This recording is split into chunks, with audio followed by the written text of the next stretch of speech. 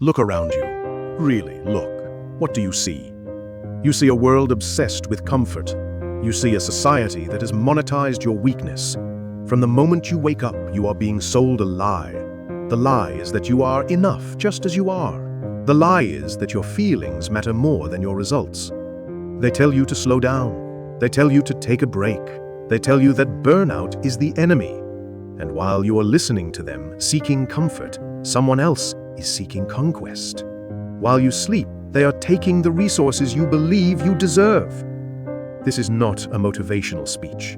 Motivation is for children. It is a volatile feeling that burns out before the fire is built. If you only build your life on the days you feel like it, you will build a shack. I am here to teach you how to build a fortress. We are going to talk about the one thing that separates the invisible masses from the undeniable few: absolute control. Most men live as passengers. They believe life happens to them. The economy is bad. My boss hates me. I didn't get the lucky break. This is the language of the slave. When you blame the external world for your internal condition, you hand over control to a chaotic universe that does not care about you. The universe is indifferent to your survival. The storm does not care if you are a good person. The only difference is that the strong man built a roof, and the weak man is complaining about the weather. To view the world through an extraordinary lens, you must murder the victim inside of you. You must accept a terrifying truth. Everything is your fault. If you are broke, it is your fault. If you are out of shape, it is your fault. If you are disrespected, it is your fault. Does this sound harsh?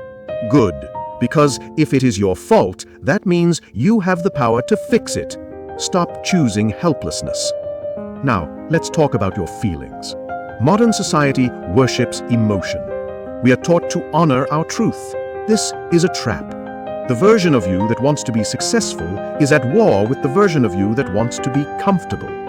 Your biology wants you to be fat, lazy, and safe. If you listen to your feelings, you will become average. And in this new world, average is a death sentence. The extraordinary mind understands that emotions are irrelevant to execution. Do you think a surgeon asks if he feels like saving a life today? No, he performs because he is a professional. You need that same clinical detachment. You are tired? Irrelevant.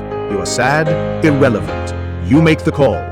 When you can separate action from emotion, you become dangerous. The man who works when he is miserable will always beat the man who only works when he is happy. You must also understand pain.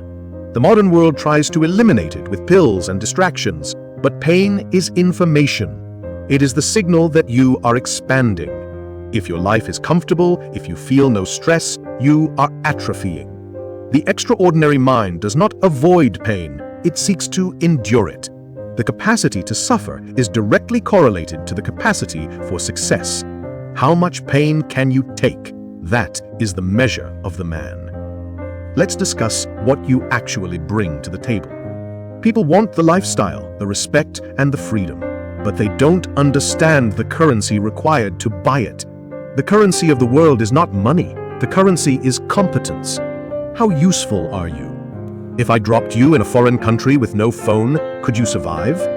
If you were stripped of your job title, what hard skills do you possess? You shouldn't be chasing money, you should be chasing problems. The bigger the problems you can solve, the more the world will compensate you. Stop asking, how can I get rich? Start asking, how can I become so good at what I do that people would feel stupid paying anyone else? It takes boring, repetitive suffering. It takes reading the dry books and lifting the heavy iron. This is the price. If you aren't willing to pay it, stop looking at the prize. Furthermore, you must understand the speed of the game. It is a zero-sum game. If you want the market share, a competitor is trying to take it. While you are planning, someone else is executing. Speed is the defining characteristic of the winner. The slow die, the hesitant starve. You do not have time to doubt yourself. You must act with violent intent. But you cannot do this alone if you are in the wrong environment. You cannot possess an extraordinary mind surrounded by ordinary people. Energy is contagious. If you hang around 5 people who complain about their weekends and dread Mondays, you will be the 6th. You must ruthlessly curate your reality. Your old friends are anchors. They remember who you were, not who you are becoming. They will tell you to relax. Good. You are supposed to change. The extraordinary man seeks rooms where he is the dumbest person at the table. He seeks conversations about assets and legacy, not drama. Do not remain in the swamp and expect to fly like an eagle. Finally, let us talk about time. The most dangerous illusion is that you have time. You procrastinate as if death is walking behind you. Every day sand pours out of your hourglass. You cannot put it back. The average man kills time. The extraordinary man exploits it. Imagine you were on your deathbed. The ghost of the man you could have been stands there. The man who was fit, rich, and fearless. He looks at you with tears in his eyes and says, "We could have been so much, but you were too afraid." That is the definition of hell. Heaven is meeting that version of yourself and realizing you are identical twins. So, here we are.